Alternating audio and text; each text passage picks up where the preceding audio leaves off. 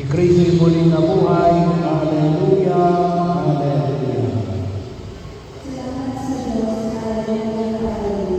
Tayo po ngayon ay nasa ikatlong linggo ng muling pagkabuhay ng ating Panginoong Jesucristo. At habang binabalakas natin ang 50 araw ng muling pagkabuhay ng ating Panginoong Jesucristo, maalala natin ang unang linggo, anong sabi ni Jesus? Makikita ninyo sa Jesus na muling nabuhay sa Galilea. Noong nakaraang linggo, sa pagdiriwang namin ng dakilang awa ng Diyos, ang Panginoon ay nag-aanyaya sa atin na pagtagumpayan ang anumang uri ng pagdududa. Ngayong ikatlong linggo, ang Panginoon ay nag-aanyaya sa atin na huwag magkulumihanan, huwag mag-alinlangan, huwag madako. Bahagi ko, alam namin na pagkakataon ay bahagi ng pagkakataon. Bahagi ng karanasan namin na dahil ay madako. Dahil tayo ay tao, meron tayong kanya-kanyang tao. Baka hindi pa yung walang tao, baka akala nila ay Diyos sila. Pero tayo ay kanya-kanyang tao. Pero yung panyaya na pinapayag ni Jesus siya rin, kinakailangan malamkasan natin, mapagtagumpayan namin ang ating mga takot. Sabagay, hindi tayo makakakilos kapag tayo lumumuhay sa takot.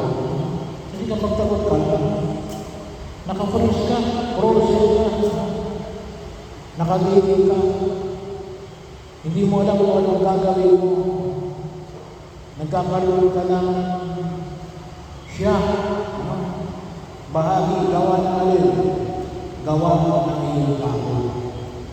Pagkakataon na kung saan ay kaya-kayaan ng pumikapal, lalo-lalo na, sabi nga mo natin, kaya ako tayo pinakailangan na magtagumpay laban sa takot, sapagkat anong sabi ni Jesus?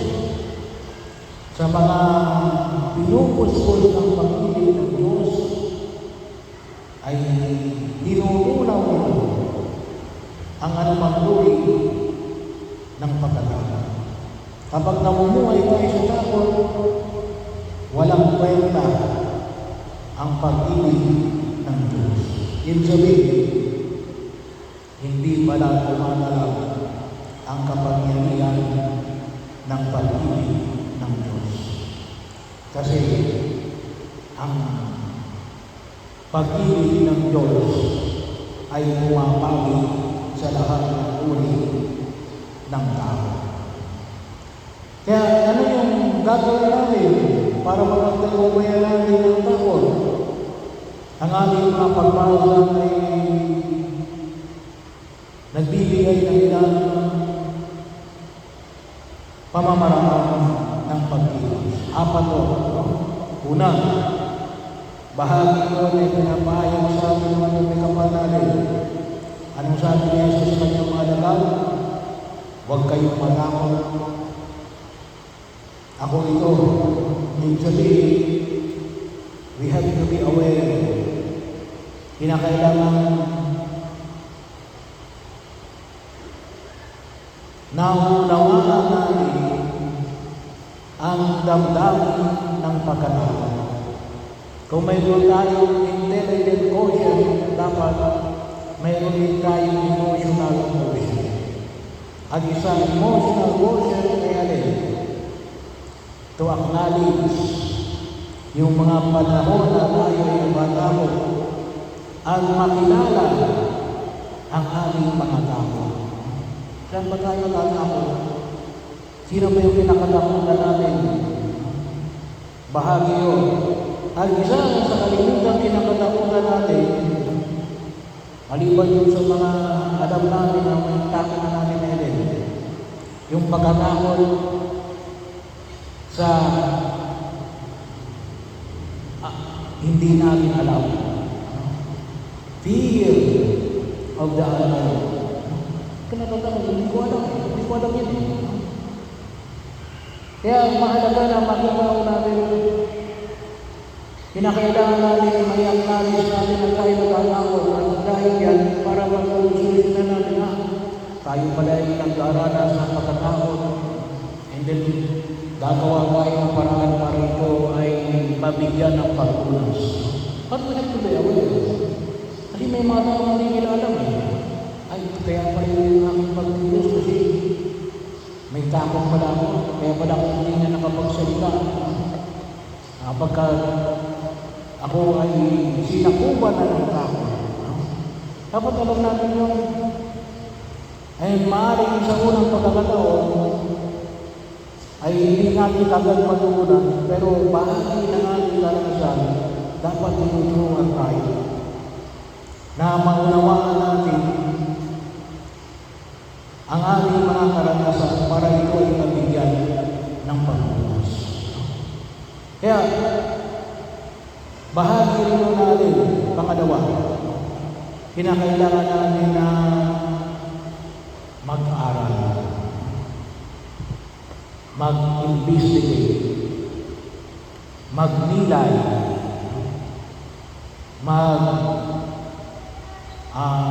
saliksik sa bahagi na ito. Kaya nga ang sinabi ni Jesus, tingnan ninyo, pinakita sa kanila yung kanyang kamay at yung kanyang paa. Ibig sabihin, isang sistema na pinamamanig ko sa atin ng simbahan natin. Siguro natin na ninyo, see, judge, and act. Kalmisan, tayo ay nasa paghuhusga kagad at pagkilos. Nakalimutan natin yung see, pagmamasid. Kinakailangan natin pagmasid. Kinakailangan natin na tuloy na pag-aaral. We have to identify, clarify. Kinakailangan natin na mag-aaral lalo na ngayong kapanahunan na ito. Hindi lamang dahil sa kawalan ng informasyon. Ngunit din, gawa ng napakaraming disinformation at misinformation. Maraming fake news. Kaya kinakailangan natin tuloy na mag-aral, magnilay. Sabi ni ganito, sino may sinabi? Hindi ko alam kung sino. Kaya pinag-aralan din natin sa eskwelahan na rin yung reference, yung citation. Ito bang tao na ito ay nagsasabi ng totoo? Kalimitan ba ang sinasabi nito ay totoo? O ang kalimitang sinasabi nito ay kasinungalingan? Kaya doon tayo kukuha. Baka ang sources natin ay mali, ay hindi sapat yun para magbigay tayo ng tamang pagkilos at pagkusa. So, bahagi yun ang hamon ng Panginoon sa ating alin, hindi lang basta mag-isip. Ngunit alin, critical thinking. Sabi ko na latest survey natin, itong panahon na ito, mahina ng critical thinking. Lalong-lalo siguro gawa ng pagdating ng pandemya. Pero hindi lang basta pag-iisip. Critical. Kinakailangan natin tingnan kung talaga bang tunay o tunay ito. Kinakailangan natin matulong kumilatis ng informasyon kung ito nga ba talaga ay totoo o tunay na lang. Bahagi yun, kinakailangan natin mag-aaral. Hindi ba pwede ang tamang? Kaya yung kalimitan ng mga natatakot at kalimitang tinatakot yung mga ignorante, ignoramos. mga mangmang, mga hindi nag-aral, o ayaw mag-aral. Kaya mas madaling mag-aral, hindi pa rin. Hindi niya alam eh.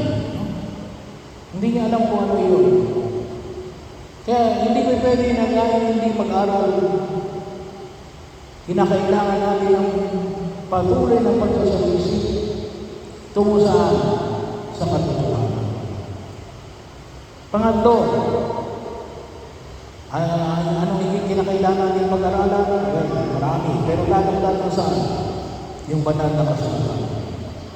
Kaya nga kung sinabi sa Ebanghelyo natin, ito yung kaganapan ng isinulat mula sa aklat ni Moises, sa mga ipinahayag ng mga propeta, sa aklat ng mga awit, basically yun. Yun yung Old Testament, yun ang banal na kasulatan nung panahon ni Jesus. Walang New Testament yun eh. Yung New Testament ay saka na lamang isinulat ilang taon na bago pagkatapos sa Jesus ay umakyat sa langit. Kaya napakahalaga yung patuloy natin pag-aaral ng banal na kasulatan. At magnilay. Halimbawa na lamang kayo sa pagdiriwang ng misa. Yung unang pagbasa mula sa Gawa ng mga Apostol. Anong sinabi yun? Pinahayag ni Pedro na ito ay kaganapan mula pa na pagkilala natin sa ating Diyos mula sa Diyos ng ating mga ninuno kay Apo, kay Abraham at kay Apo. So bahagi ng pagkilos at kalawang pagbasa na ipinamanig natin mula sa sulat ng San Juan na gawa na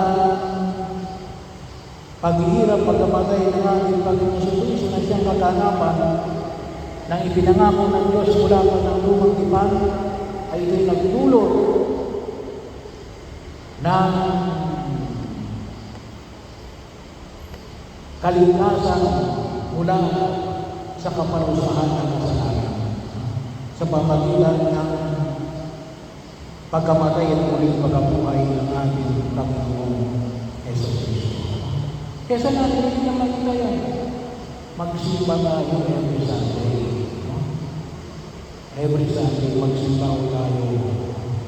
Kasi yun ang pinaka-maintenance natin kapag ang pinag-usapan natin ang salita ng Diyos. Huwag muna kayong makinig sa ibang sekta. Eh sigurado, ituturo nila yun. Yung kanilang pananampalataya, hindi yung aking pananampalataya. Kaya kapag kayo nakinig sa ibang sekta, kalimitan na yung maririnig ninyo pag-atake sa ating pananampalataya. Ang pakinggan muna namin yung ating pananampalataya, yung simple natin yung regular church going. Yun ang mahalaga. Kasi hindi naman ibabagsak natin lahat ng bagay na ito sa isang upuan. Unti-unti natin pag nilayan may maingat sa mga bawat linggo na natin pag-inilay sa daigdig na ito. Kung tuloy nga sa atin, ay may silang, isang oras lang. Kaya pagsensya na kayo, kuminsan niya rin, umahaba yung ating sermon. Kasi baka mamaya, bahagi yun ang pagkiko sa baka sabihin sa akin ng Diyos na hindi mo naman tinuruan yung mga parokyano mo. Ay, pagkakataon. Pero yun yung hamon na makita namin. Kinakailangan natin yung alin. Patuloy na mag-aral sa maraming bagay kasama na dyan ang banal na kasulatan. So, una, maging aware tayo sa ating pagkatakot. Pangalawa, kinakailangan namin ng patuloy na pag-aaral, pagninilay at pagsasagisip. Pangatlo, patuloy ginawa tayong gabayan ng banal na kasulatan. Pang-apat, anong sabi ni Jesus? Kayo ang mga saksi sa mga bagay na ito. implementation. Isa katuparan natin kung ano yung napag-aralan natin. Sabagat yung pagiging matapang, hindi yan accidental. Hindi lang sa ngayon yan. It is a virtue. No? Kapag sinabi mong virtue, sinasanay mo ang sarili mo. Hindi ka pwedeng maging matapang ngayon, pagkatapos bukas, huwag ka na. No? Hindi integral yan sa pagkatao mo. No? Bahagi mo yun. Pag sinabi mong talagang kayo matapang, bahagi na yun ang pagkatao mo. At bakit naging bahagi ng pagkatao mo? Sinanay mo ang sarili mo sa mga bagay. Sinanay mo na ikaw ay maging aware sa anumang uri ng tao. Sinanay mo na pag-aralan mo ang mga bagay na ito. Sinanay mo na ikaw'y magbigay mula sa banal na kasulatan. At ipakita mo sa iyong pang-araw-araw ng pagkilos. Bahagi yun, kaya nasimple lang mga magulang. Kapag kayo sa inyong mga anak, sa inyong mga apo, huwag niyo idaan sa tapon. Sasabihin mo sa bata, huwag kang pumunta dyan, may lumo dyan. Paliwanag din yun. Baka na yung pumunta dyan, yung baka. Hindi gawa lamang ang tao. Batang-bata pa. Hindi sabihin nyo lang, huwag kang pumunta dyan. Kasi mura may isip. Huwag ka na, wag na gawa ng tao. And then later on, kapag lumaki, hindi maliwanag mo kung bakit. Sabagat, baka mamaya ang tao, nasunod lang. Out of fear. Ay sayang. Hindi nila naiintindihan. Dapat nasunod yung sinasabi, out of reason. And then, tsaka lang susunod yung alin. Susunod yan gawa ng out of love. Kung pinakauna ay tinakot na natin ang mga bata, paano pa natin matutulungan ang mga yan? Ito po yung hamon na pinapamanin ko sa atin ang mga may kapat para po sa pagpilay ngayon sa ikatlong linggo ng kanyang muling pagkabuhay. Huwag kayong matakot.